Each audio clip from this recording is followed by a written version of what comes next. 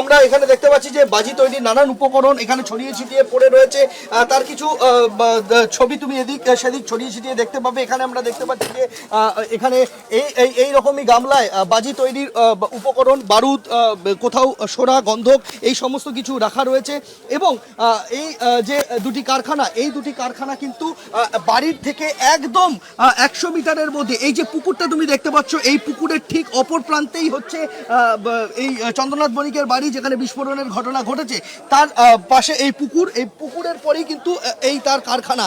এই কারখানার লাগোয়া যে পুকুর, তুমি এই ছবিটা দেখাবো, কাল রাতে যখন বিস্ফোরণে কেঁপে উঠেছিল গোটা এলাকা, তখন যে যার বাড়ির থেকে গ্যাস সিলিন্ডার নিয়ে এসে সেই সিলিন্ডারগুলিকে একে একে পুকুরে ফেলতে শুরু করেন। সেই গ্যাস সিলিন্ডারগুলি, এলপিজি সিলিন্ডার, সেগুলি এখনো পুকুরের জলে ভাসছে।